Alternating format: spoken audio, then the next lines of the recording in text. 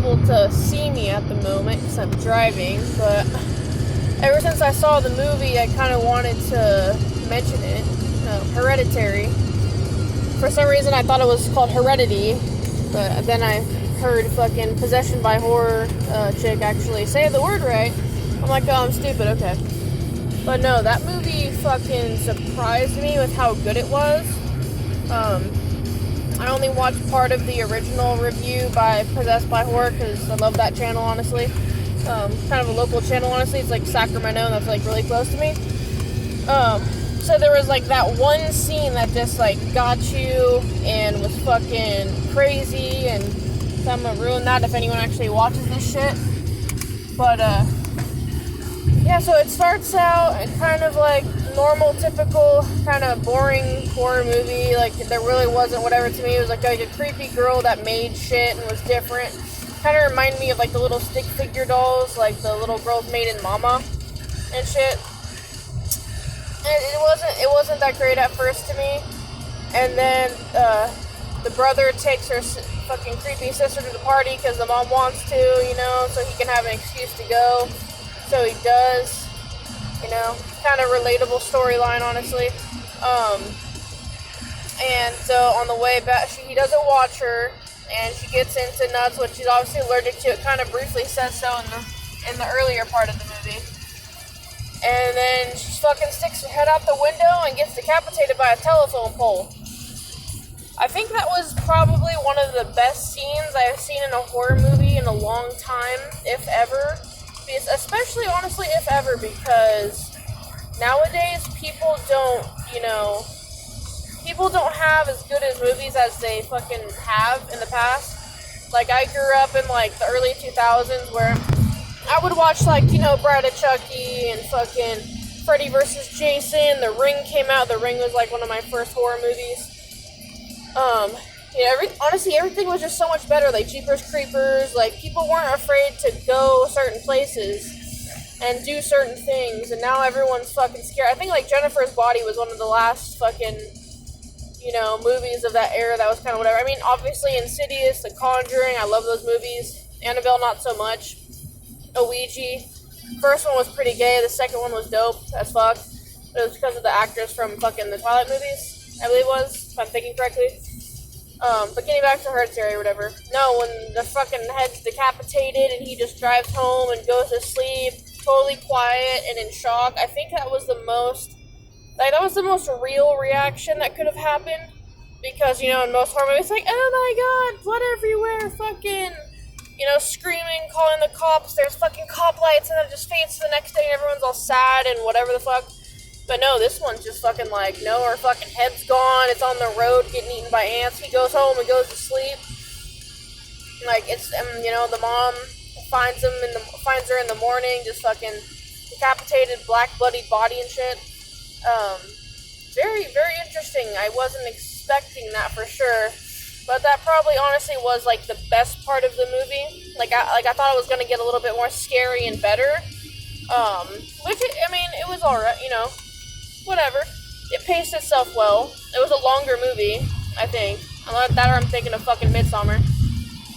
But, yeah, and then it kind of just goes about, he slowly gets kind of, like, possessed, honestly, is the best way I could say it, and they find out all this other shit, and a bunch of twists that, like, it does make sense, and then in the end, the only thing I didn't get is why the fuck the mom was, like, floating and shit. It looked like she was swimming from room to room, like doggy paddling and shit. I didn't hella get that.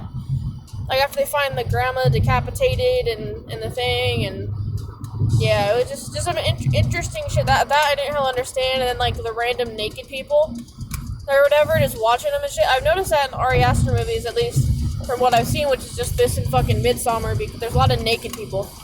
Now I found, like, was different too, because, like, he, like, goes there, you know. Yeah, and then the last scene I thought was really cool was when the mom had some sort of, like, chicken wire or piano wire or some sort of fucking wire and was, like, floating in the attic cutting her head off. And then the boy kind of dies and, you know, kind of actually fulfills the prophecy and becomes...